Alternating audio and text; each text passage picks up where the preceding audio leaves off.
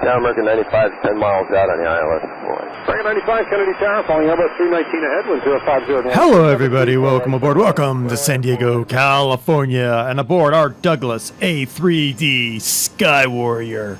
That is a large aircraft. Now, you might say, that's not that large of an aircraft there. No, it's not, but it lands on a carrier, so yeah. Today, it wouldn't be such a big deal because we have some pretty powerful engines. Not so much back then. Let's, actually, you know what? Let's do basics on the ground here. Let's open the cockpit. Oh, look, we have stairs. I was like, why is the cockpit not open? No, we have stairs in the back. Yes, because it's a big aircraft. All right. Well, that's a thing. The cockpit looks pretty good, actually. Hey, what's up, dude? All right. Well, let's, we have quite a view, too. I can't believe it's quite so much space. All right. Ooh, hey. All right, let's power up our two Pratt & Whitney J57-P-10 turbojets, 10,500 pounds of thrust dry, 12,400 pounds of thrust with water injection. These are not afterburners. These are water injectors.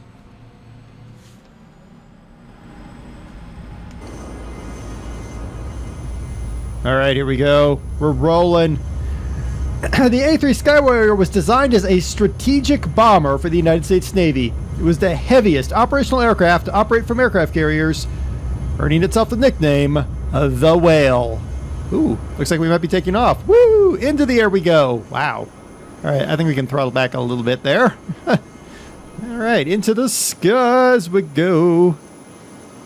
Into the skies we go. We're going to screw around the aircraft carrier here in a little bit, but in the meantime, the Skywarrior is one of two U.S. Navy attack aircraft intended as strategic bombers to enter a full-scale service, the other being the North American A.J. Savage. In January 1948, the Chief of Naval Operations issued a requirement to develop a long-range, carrier-based attack plane that could deliver a 10,000-pound bomb load or a nuclear weapon. Notice it's or a nuclear weapon because at the time, nuclear weapons were like 10,000 pounds. The aircraft was planned to operate from the proposed United States-class supercarrier, much larger than any existing carrier.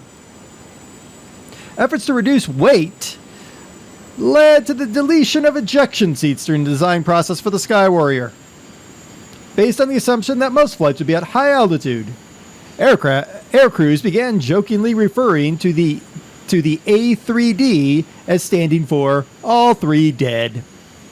In contrast, the United States Air Force's B-66 destroyer, which is the identical plane, just in Air Force livery, was equipped with ejection seats throughout its entire service life. The Air Force was like, yes, we want our pilots to live. The Navy is like, nah, not so much.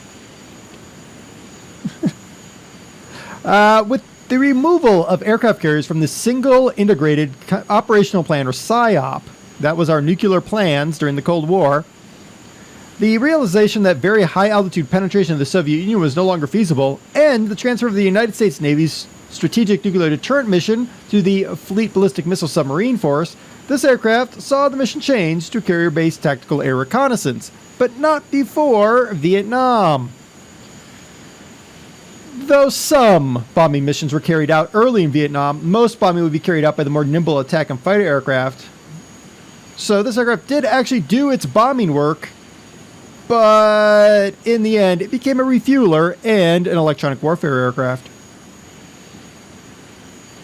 Equipped with a drogue refueling hose and basket that was compatible with the probe and drogue refueling system, the Skywarrior could not only extend the range of strike force, but could save returning pilots short on fuel in a similar role to the Air Force's KC-135 Stratotanker. Now, the EA-3 variant was used in critical electronic intelligence, or ELIT, roles, operating from aircraft carrier decks and ashore, supplementing the larger Lockheed EP-3. Last service was on an ELIT platform during Desert Storm. Yeah, this aircraft did fly during Desert Storm. It's retired now. Crew of 3. Maximum speed is 530 knots at 610 miles an hour, or 982 kilometers an hour. Range was 1,826 nautical miles. That's 2,100 miles, or 3,380 kilometers. It was originally conceived with an armament of two 20mm M3L cannons in the tail turret. So notice we don't have that here. And capable of carrying 12,800 pounds of freefall bombs, mines, or things that go nuclear boom. All right, while we're slowly heading for that aircraft carrier, let's hit our keys here. Shift 1. All right, there's the cockpit. Cool. 2, there's our overhead panel. 3, that's our control yoke. 4, there is our autopilot. 5 is radio. 6 is GPS. 7 is, that's the end of it.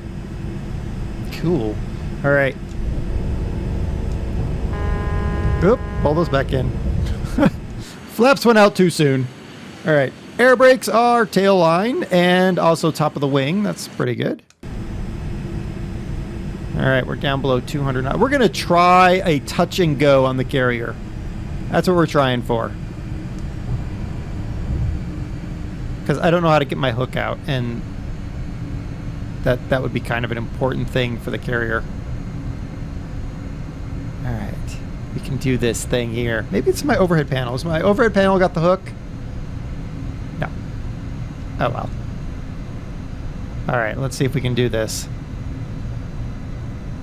We're at 150 knots. Gear is down and locked. Is that my tail hook right there?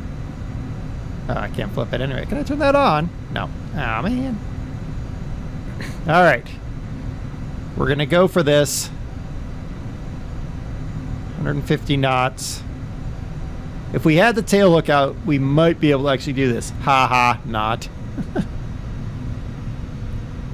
Can he actually make a carrier landing? I don't really want to go below 150 knots too much. I don't know what the actual stall speed of this aircraft is, so...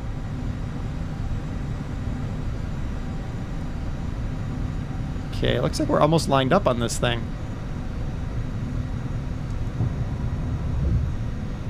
Oh, baby, you need to go lower. Ooh. Ooh, don't hit the FA-18s. Sink rate. Yeah, I know, shush. Sink Oh, rate. touch and go. Can we do it? Yeah! It's the best we're gonna do. Climb, climb. Get the gears in. Woo, we made it. We did touch and go, dude. We did touch and go. Dude, we scared him stiff. Woo. All right.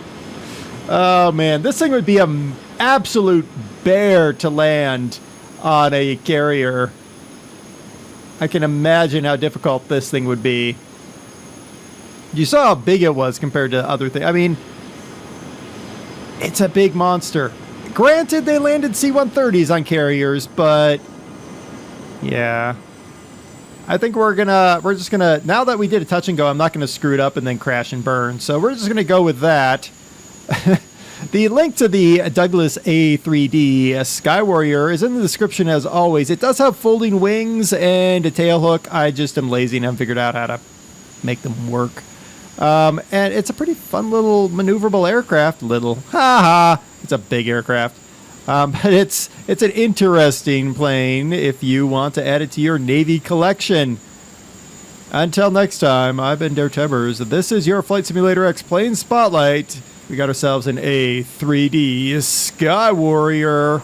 Till next time, game on and be awesome, everybody. Level 1283, Kennedy Tower. Greetings. Falling heavy, Boeing 767 touching down. Caution wake turbulence from 05012, number 2, 4 right, turn left.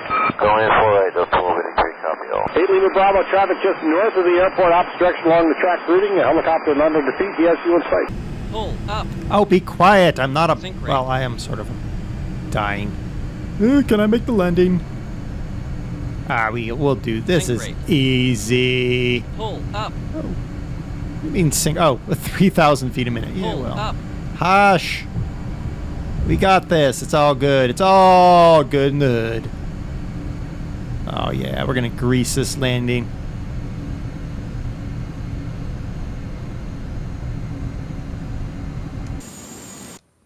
Oh, yeah. Look at that. Kind of looks like a dorky stork. Are my brakes out? Oh, they are out. Oh, yeah. Oops. That's a bounce. Brakes on. Yeah. We made it. We made it. We made it. Nobody will see it because we did it off screen. Oh, wait. We just put this at the end of the video. Ha ha. We made it.